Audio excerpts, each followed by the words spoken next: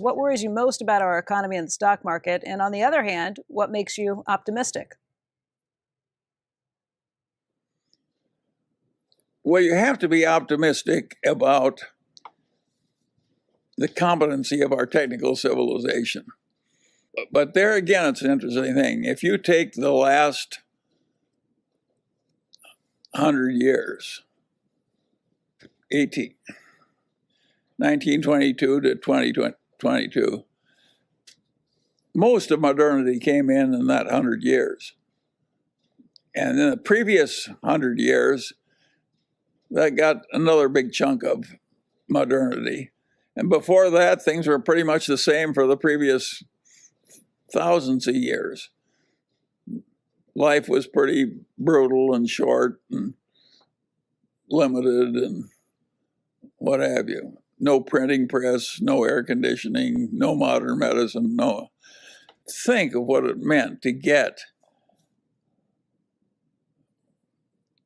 well, say first you got the steam engine, the steamship, the railroad, and a little bit of improvement in farming and a little bit of improvement in plumbing. That's what you got in the 100 years that ended in 1922. The next 100 years gave us widely distributed electricity, modern medicine, modern firearms, the automobile, the airplane, the records, the movies, the air conditioning in the South. And think what a blessing it was. If you wanted 5 children, if you wanted 6 children, if you wanted 3 children, you had to have 6 because 3 died in infancy. That was our ancestors. Think of the agony of watching half your children die. It's amazing how much achievement there's been in civilization in these last 200 years, and most of it in the last 100 years. Now, the trouble with it is that the basic needs are pretty well filled.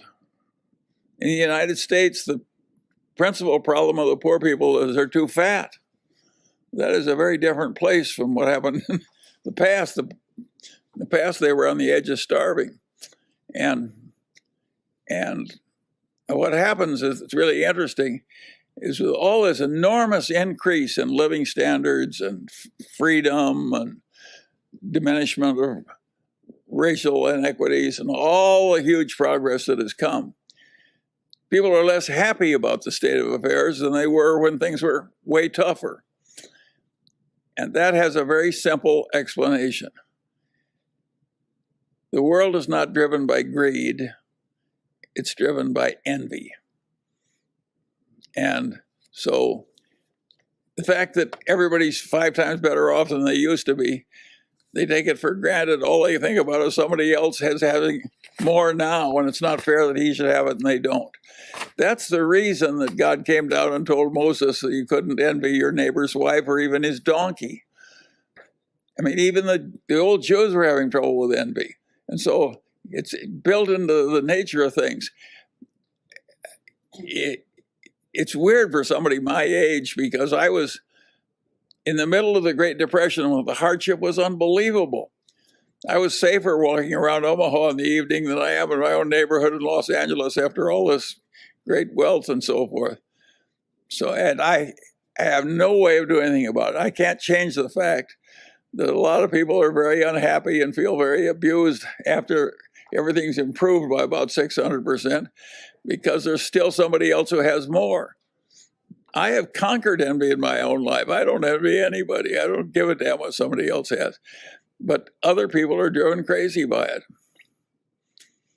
And other people play to the envy in order to advance their own political careers. And we have whole networks now that they want to pour gasoline on the flames of envy. I like the religion of the old Jews. I like the people who were against envy, not the people who were trying to profit from it.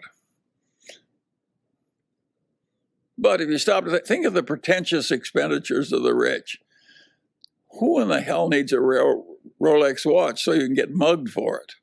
You know, I mean, yet everybody wants to have a pretentious expenditure. And that helps drive demand in our modern capitalist society. My advice to the young people is don't go there. The hell with the pretentious expenditure. I don't think there's much happiness in it, but it does drive the civilization we actually have. And Jerry Miller. And it drives the dissatisfaction. Steve Pinker of Harvard is one of our smart modern academics. He constantly points out how everything's gotten way better. But the general feeling about how fair it is has gotten way more hostile. And as it gets better and better, people are less and less satisfied. That is weird, but that's what's happened.